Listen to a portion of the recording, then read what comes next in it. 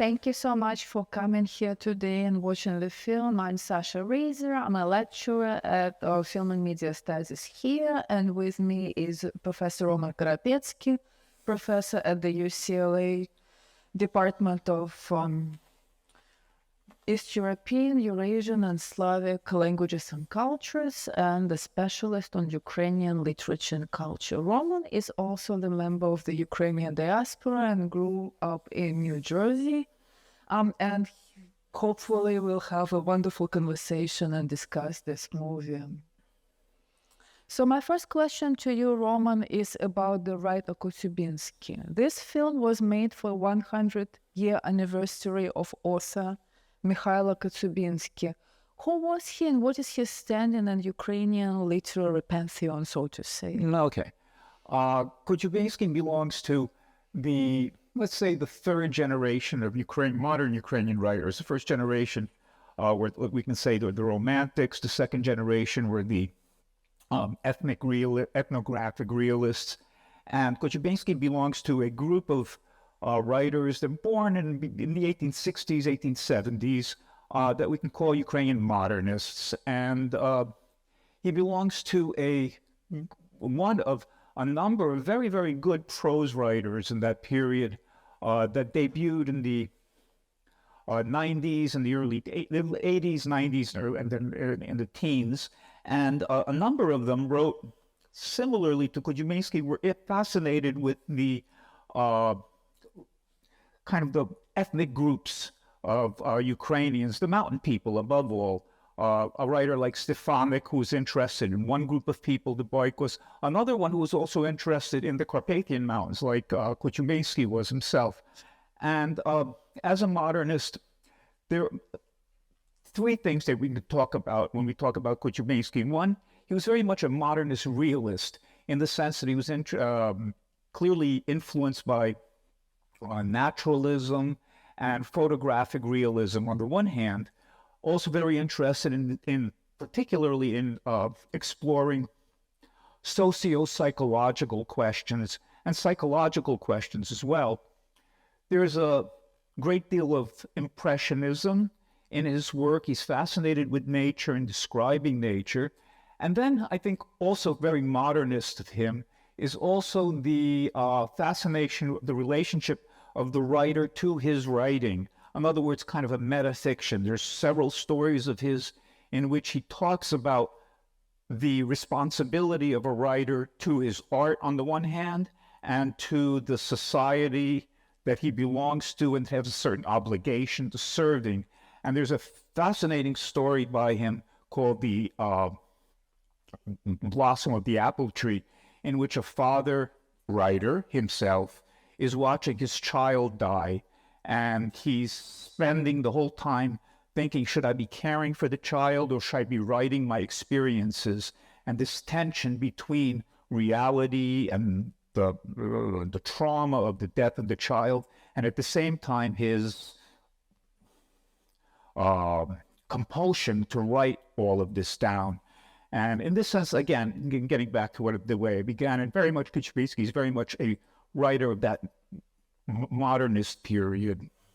Yeah, yet in the 1960s, Soviet Union, not Soviet Ukraine, Kotyubinsky was thought a little bit like the socialist realist writer. And this film, the reason why it went into production is because they cast it as the socialist realist plot for the film studio. So could you tell us what kind of adaptation did Parajanov make, how faithful it is to Kotyubinsky, and what does he take and what does he leave out?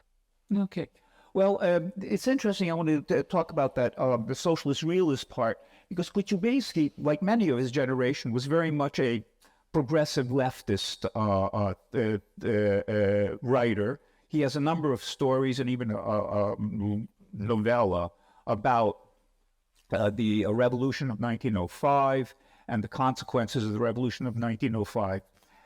But getting back to the adaptation of the film, there's a very interesting moment at the very beginning of the film, and I'm sure you all noticed it, is when the father of Ivan, little Ivan, points out the rich man and says, oh, this is Satan here, and then they get into a fight. The father gets killed. Well, this part isn't in the story.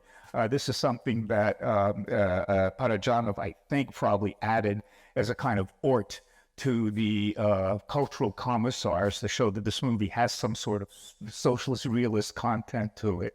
The class struggle, if you will, rich, poor, that is in the movie really doesn't exist in the story.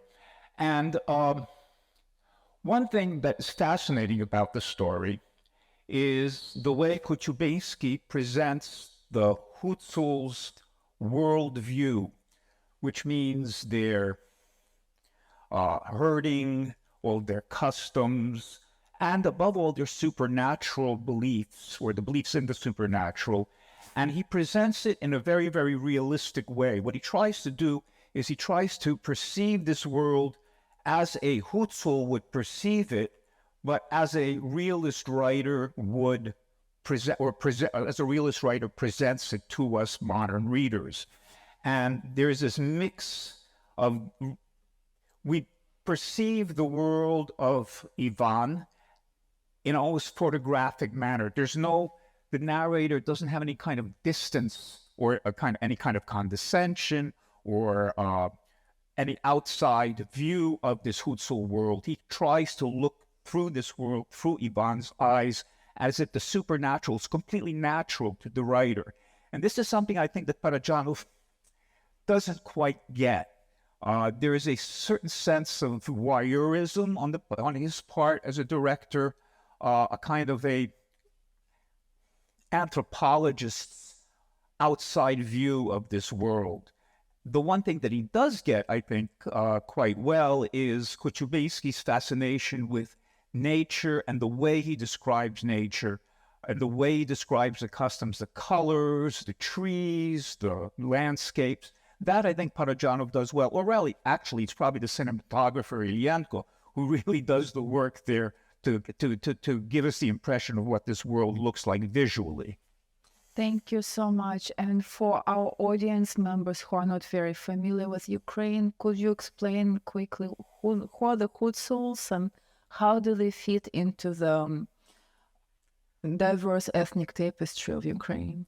Well, the southwestern part of Ukraine is bounded by the Carpathian Mountains.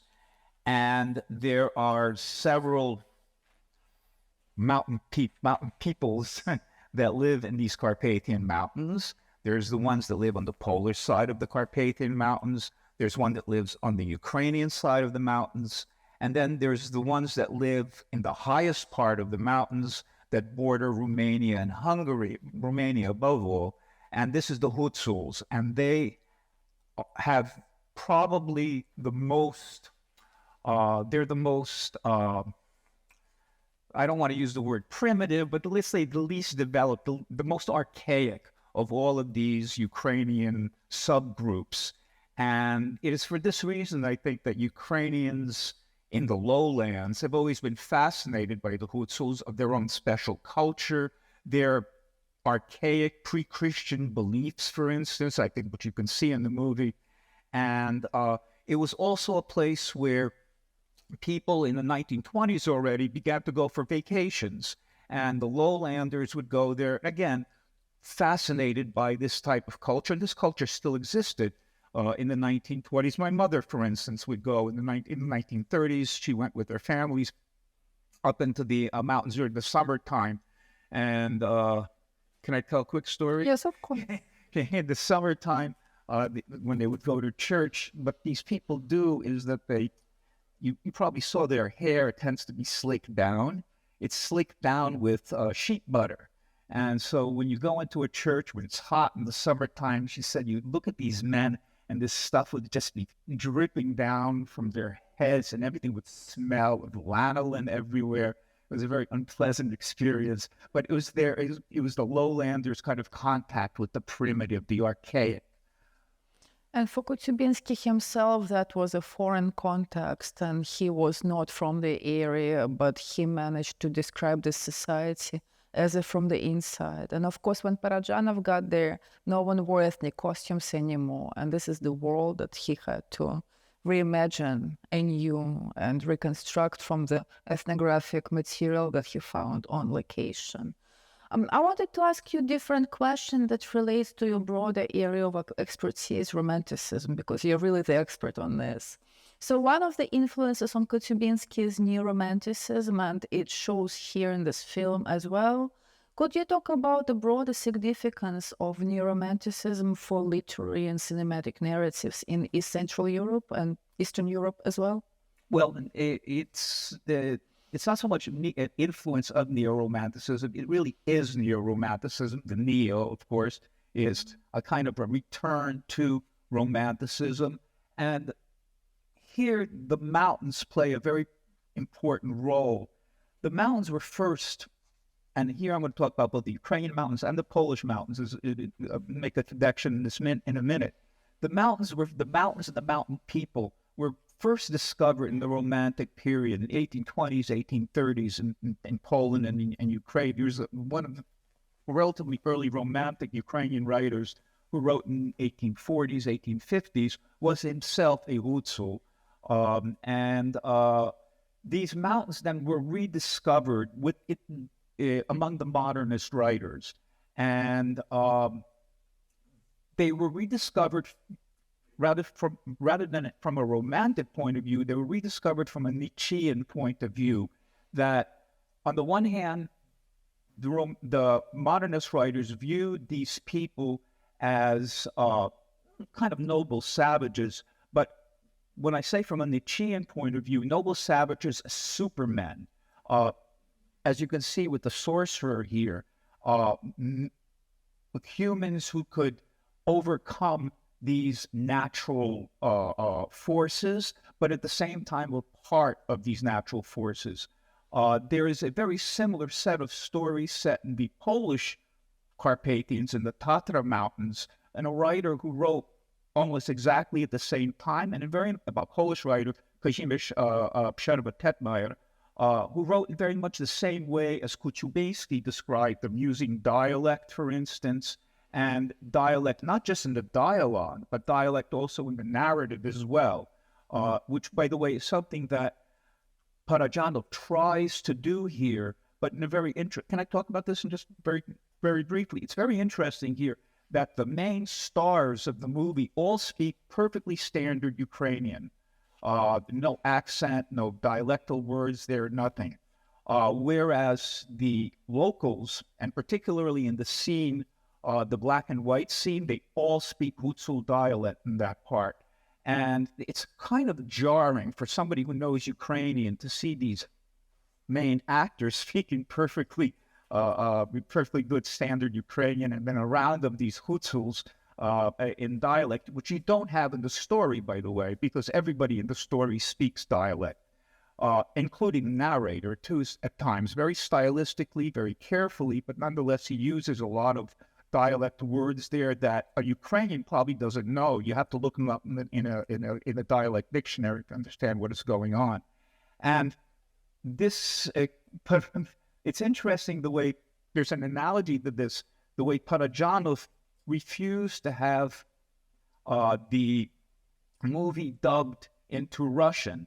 And his reason was that, well, it's not right to have it dubbed into Russian because you would miss he wasn't thinking about missing the dialects. He just didn't want it dubbed in Russian. And in a sense, he's repeating what Kotyubinsky is trying, and I think not quite consciously, what Kotyubinsky was trying to do is essentially that this story cannot be translated into another language because of the use of dialect both in the narrative and in the dialogues as well. Of course, and some of the actors there are Russians, so someone like Larisa Kadachnikova, she had to learn Ukrainian to be in the film, and that is also one factor why the Ukrainian that is used there is standard. So the film is shot in the ethnographic mode by Parajanov, and it contains lots of rituals that we see on screen. We see weddings, funerals, religious ceremonies, and they are really the centerpiece of the story and the driving force behind the plot. Could you talk about the significance of rituals for these rural societies, and how do you think it works for the production of this particular film? Okay, I'm going to want to talk about it in a slightly different way. I think that all of you may have noticed. Remember, this film was made in 1968, begun, I think, in 1963 and 64. This is the Soviet Union, and I'm sure you noticed the almost in-your-face exhibition of religiosity in this movie, which the censors and the cultural commissars were rather hesitant, and this is one of the reasons why this movie was kind of slowed down. What you probably see is that there's a mix of Christian ritual as well as pre-Christian ritual in this movie. And one thing that we have to remember is, and it's done in an ethnographic way. Always clearly, Parajanov is fascinated by, clearly the Hutsuls of his time don't practice these rituals anymore, or maybe they do in a very attenuated way. But what we see is almost an anthropological or ethnographic fascination with ritual in this movie. And this takes us back. Remember, one of the first movies I think ever made was Nandok of the North, which had to do was an ethnographic movie. And the famous Yanomamo movie, the Amazon, also ethnographic documentaries play a very, very important role in cinema. And I think, in a sense, Parajanov was trying to do that, but in a semi-fictionalized way, to the point where he actually invented himself invented a ritual. That whole yoking marriage ceremony was something that he invented as. No, it is known as an invented ceremony. There are several explanations to what it might mean, but there is not one clear explanation that we can present to the audience. So maybe let's take a step back. I'm interested in your personal experiences as the viewer. You grew up in New Jersey in a Ukrainian community there, very prominent, and you studied at Columbia and then later Harvard. Do you remember the first time you watched this film, and what did you think of it? What was the reception in your community? This is a difficult question. I think if I remember correctly, I think I first saw it as an undergraduate at Columbia, so that would have been in the 1970s. And one thing that we have to remember is this really is, aside from a 1930s version of a Ukrainian opera, the Zaporozhians Beyond the Danube, which was made in New Jersey, actually. Really, if you ever have a chance to see it, it's really quite interesting. This was really the first Ukrainian movie the Soviet Ukrainian movie to make any kind of, to be shown in the United States and to make an impression on the immigration with the diaspora. And I assume that most diaspora Ukrainian audiences probably viewed this movie with, on the one hand, yes, it's Ukrainian, so that's nice, but probably they didn't really catch too much of it. It probably went over their heads, just like it did to many audiences in the Soviet Union, Soviet Ukraine at that time, except for the intellectuals. But I don't think it made the kind of impression that, the average movie viewers probably just had a difficult time grasping it. So it was way too experimental for the average Ukrainian viewer to connect to the culture and appreciation. Socialist realist movies, it would be much more comprehensible to the Ukrainian diaspora as they were to the Soviet viewer as well. Yet this film enjoyed a wide festival circuit abroad, but in the Soviet Union, its distribution was stemmed after the first screening, which was turned into the political gesture on part of Ukrainian intelligentsia that clearly saw this film as their own and as an act of political dissent. Could you talk a little bit about the context of reception in Ukraine and what makes this film a political gesture? Okay, there are two sides to this. When this movie was made during the thaw, the general Soviet post-Stalinist thaw under Khrushchev, which at the same time in Ukraine meant that there was a thaw in permitting greater expression of Ukrainianness, of Ukrainian ideas, Ukrainian themes, and so forth in the Ukrainian Soviet Republic. The first party, first secretary of the Ukrainian Communist Party was a very permissive person as far as the expressions of Ukrainian culture were concerned. So from around the early 1960s to when he was dumped, and I think it was 1972, what we see when we see in the entire Soviet Union a thaw when it came to dealing with certain previously taboo subjects, such as existentialist angst among heroes of prose and so forth. In Ukraine, this was expressed through greater focus on themes about Ukraine and the way Ukraine has been treated in the Soviet during its existence as part of the Soviet Union and so forth. Hence, this film with its focus on a very particular special area that is specially Ukrainian meant that there was a kind of a focus on Ukrainian things, very much explicit Ukrainian things. That's one aspect of it. But then the other aspect of it really didn't have anything to do with the film itself. It had to do with a moment when this film was shown in Kiev, and a Ukrainian dissident, Ivan Juba, took this occasion of this screening of this film to express a protest about arrests that had just occurred in arrests of cultural figures in Western Ukraine, and said that this is a wonderful film, but you should be aware that people are being arrested in Western Ukraine for being Ukrainian. And that led to two dissidents who were in the audience standing up and saying, "Those of you who are against Soviet tyranny, please stand up." Well, a few members of the audience stood up, not all of them. And there's lots of different, this moment has been really mythologized in the history of Ukrainian dissent. So there were, as I say, two aspects of it. One, this film was made during this Ukrainian Soviet thaw, and on the other hand, it was used as an opportunity to actually make a political protest with something that didn't have anything to do with the film itself. So a quick question, just to contextualize it for our audience further. Could you give some examples of suppression of Ukrainian identity in the Soviet Union? Oh. just a few. Where do we start?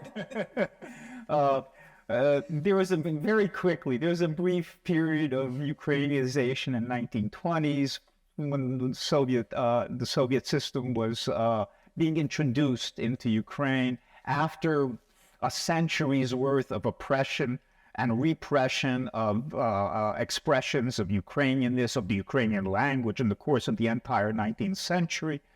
Then the Stalinist period came, that on the one hand, Stalin got rid of most of Ukrainian intelligentsia, and at the same time in 1930, 1933, 34, 32, 33, there was a famine in Ukraine, a Stalinist-induced famine in Ukraine where several million people died. Then, after World War II, there was a concerted effort to Russify Ukrainian culture, where Ukrainian culture was viewed as Ukrainians were viewed as second-class citizens. The language was being repressed. Very fewer and fewer schools schools in Ukrainian were allowed to function in Ukraine. Hence, the Soviet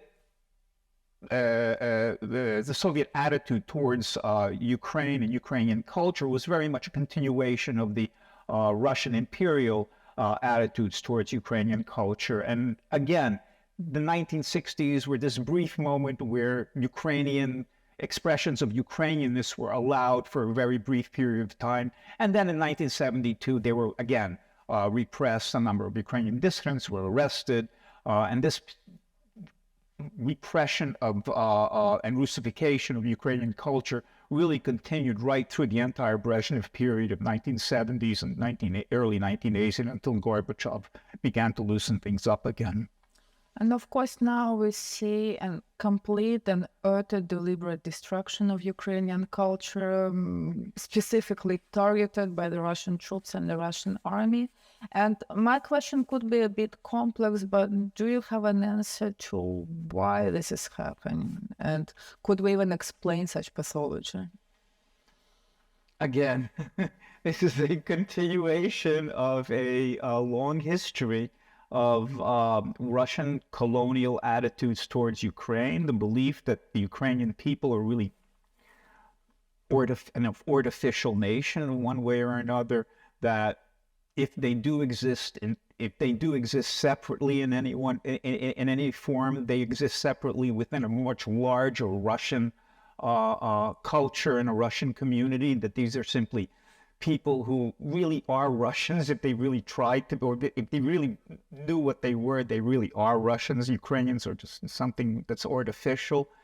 And the attempt to, and this, the destruction of Ukrainian culture and so forth, it's just simply another way of trying to eradicate Ukrainian culture and essentially the existence of Ukraine, and to reabsorb it back into some sort of Russian imperial whole. And what more can we say about that, right? Okay, then I have my last question to you, and then we'll proceed to the Q&A. In North American university, a lot of the production of the knowledge about the region is extremely Russocentric, and Slavic departments since the beginning of the Cold War thrive on teaching the great Russian literature, and this is what students love, the Tolstoys and the Dostoevskys. And what can we do as scholars in this field today to help change the situation and address the very current and the very urgent crisis? Well, the first thing that I think everybody, and not just scholars, could do is to get money and contribute money to organizations that provide weapons to Ukrainian soldiers. That's the most important thing at this point in time. Second of all, there's more and more talk now of what people call decolonization of Slavic studies. And Slavic studies, as you probably are aware, Slavic studies have, as Sasha just said, dominated by a Russocentric view of not just Ukrainian culture, but in many ways other Slavic cultures as well. So other Slavic cultures that are parts of so-called Slavic departments in the United States are usually subservient to the main subject that is being studied, that is Russian and Russian culture. One way of decolonizing these types of departments is trying to view Ukrainian, but also Belarusian and Polish and Czech culture as equal in their cultural achievements to Russian culture, and to use these cultures as a way of examining Russian culture from the outside. In other words, having the colonies talk back to the former imperial center. And one way of doing this, particularly in literary studies, is the whole new field of study, I guess relatively new field of study called world literature. It's not all that new. It goes back to Goethe, obviously. But viewing certain themes and subjects that are developed in Ukrainian and Czech and Polish culture as part of a larger cultural whole, and not just simply in Slavic department, not just simply dominated by the way the Russians view these themes, hence expanding the bibliography and the range of how these themes are dealt with in the minor culture. Obviously, there's also a practical matter too, is that there over the past decades, the majority of people who study Slavic cultures and who teach Slavic cultures have been trained as Russianists, and there's a dearth of Polonists, a dearth of Ukrainianists, a dearth of Bohemists in the United States, unfortunately. And that's another thing that can be done, is to start training these people in these particular disciplines to balance these things out somehow. Thank you so much. And I would like to turn the floor to my colleague Tyler Morgenstern, who would conduct the Q&A question. Hi, thank you so much. Great film and great presentation. As I was preparing to watch this film a couple of days ago, I actually looked up the area where it was shot, the village, right? And I stumbled upon an account of many refugees from Kyiv that have actually found the Carpathian the only safe place to go. And at the same time, the town is identified with Parajanov's work. So as it becomes some kind of a mecca for filmmakers, and how is that legacy contributing also to this kind of feeling of the resistance or something, the safety of that resistance? I didn't catch that last part. But how they... Is it identified with some kind of a resistance movement, for filmmakers? Maybe you... I can address this question. So Ukrainian people right now view their culture as a weapon, and there is actually a number of YouTube blogs that currently survey, for example, they do watches on the negative representations of Ukrainians in Russian cinema and talk about this being like a government plot to cast Ukrainians in a bad light. So there is all that happening, and they absolutely take movies as their weapons. And of course, that village is the mecca for Ukrainian cinema. There is a wonderful museum there.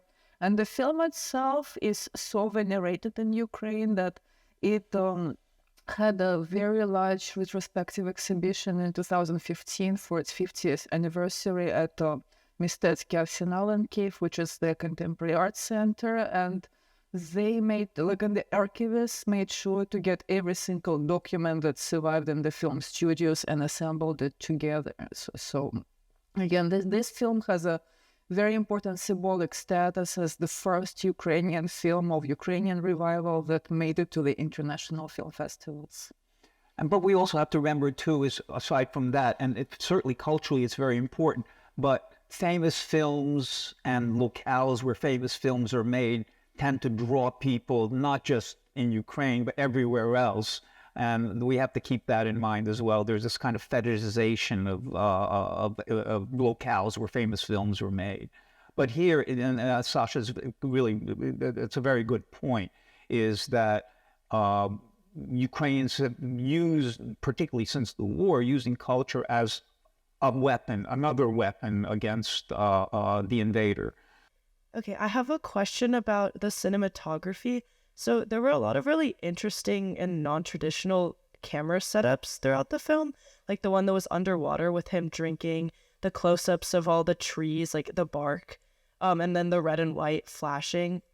I was wondering if there was any specific filmmakers that he'd taken inspiration from, because I thought that was something really new that I hadn't seen before. Yeah, perhaps I can address this question. So the cinematographer for this film was Yuri Ilyenko. That was his second film at the time. His first film in which he was an actor, director, and cinematographer, man of many talents. His first film, he kind of tried to get a hold of this handheld camera and experiment with it, so he already knew what worked and what did not. This film, from what I know, is shot with two cameras, the Soviet handheld camera, which was made at the time, and the Vesna camera. Both were not really fancy, and people at the Dovzhenko studio didn't have access to the really fancy equipment. His largest influence, though, was the cinematographer of Mikhail Kalatozov, Sergei Urusevsky, who shot films like Cranes Are Flying or Yo Soy Cuba, I Am Cuba. And Urusevsky, unlike Kalatozov, had access to much fancier equipment. This was shot with really basic cameras, and it was not the Parajanov's vision to begin with, because if you've seen other films by Parajanov, he gravitates towards this very static compositions. So there was quite a bit of tension between them too. And many news sources talk about the duel that took place during the filming, because they even dueled. Parajanov absolutely disliked what Ilyenko was doing, tried to fire him once, but luckily it all ended well, and we have this film today. Hi, I just have a question about the ending. Could you elaborate on that? Do you mean the last fragment with the children look? Yeah, the children looking through the window, and there's someone chanting and then stopped. That's the ending. Could you explain that? So one thing which is really interesting, that this particular frame, children looking through the window, appeared in many different kind of works of art in the cinema. And just preparing for this Q&A, I talked to the Ukrainian film critic who curated the exhibition, Andrei Alfyorov, who told me, hey, did you see that poster by the Doors and Jim Morrison with children looking through the window, like very similar composition. So this is something that I think was in the air, and this outside gaze of the child, of the innocence, kind of restores us, so brings us back to the beginning of the film when we see Ivan and Marichka growing up as children. So that's one thing. And of course, we're witnessing at the very end a very supernatural funeral rite, which was kind of meant to rise from the dead, kind of the imitation of that. So that's another very important theme to talk about when analyzing this scene. And I think another way of looking at those children looking in the windows are those children that he wanted with Palagna or with Marichka, and that these children only exist outside. They don't exist in his world anymore, obviously. These children that he could have had somehow, because remember, he talks about that several times, about having children, his goats, his kids, literally. I was just wanting to ask, what was the significance? So when they had the table out, they were eating dinner together, right? And the children come in, they were singing the song, and then so she goes to cover the table, and she doesn't completely cover the karavai, which, I mean, I guess it's a symbol of like their wedding maybe, or I'm not sure what that was symbolizing, because she didn't completely cover it. And I was wondering if that's on purpose, or maybe I'm just like reading too much into it. Yeah. So I was wondering if you guys knew maybe. Well, you have to remember, it's not simply a dinner. It's not simply kids coming in there singing. It's a Christmas Eve dinner, and the kids are singing a Christmas carol, right? So that's there's something. It's a special dinner. And the bread is for Christmas Eve, and the Christmas Eve bread is a special bread that symbolizes, really, that kind of encapsulates the entire Christmas Eve. And I suspect that's the reason that you can't cover it, that it's like it's some sort of sacrilege if you completely covered it, particularly at that time of that particular ceremony, if you will, it's a particular type of dinner. That's the way at least I read it, because I noticed that as well. I think that's interesting. It could have something to do with a traditional ritual, but if you look at the entire film, there are many actions that remain half-finished in the movie. And Parajanov does that, the scene when she descends from the stack of hay and then he leaves her. So it's almost, we see the same motion iterated throughout the plot.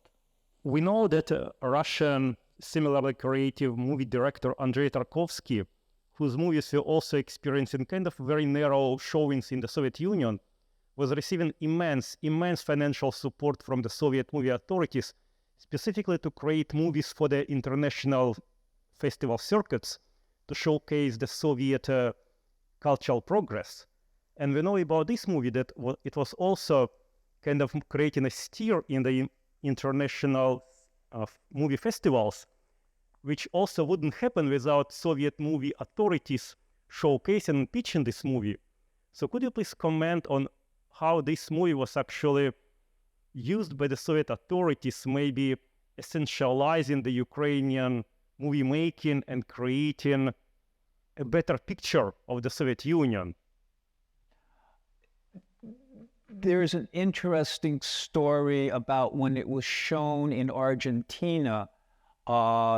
The audience viewed the film as a Russian film, essentially. They were saying, I don't know Spanish, but they were, saying "Long live Russia" or something like that. Despite the large Ukrainian diaspora. And there's right, there's a Ukrainian diaspora there as well. It was, you're right, it was viewed as a Soviet product when it was sent abroad. And particularly interesting enough, they weren't, Parajanov wasn't allowed to travel abroad to represent his own film, although the actors, some of the actors were, though. Mikolajchuk wasn't, right, yeah. For one, I would want to say that it wasn't very easy for Tarkovsky to garner budgets. And if we are to look at his biography, each film was an ordeal and very difficult to secure. And he had to write to the communist authorities, begging them to grant him a chance to make a film.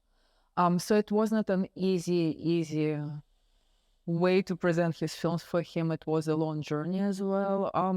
But you're absolutely right that this film was selected by the Soviet authorities to represent it at the international festivals as the achievement of the Soviet Union. And they thought of it as something that promoted the paradigm of the friendships of people, of course, because Parajanov was Armenian who grew up in Georgia, and there were Ukrainian actors, and so friendships of people product, yeah. But the circulation inside the country was very minimal.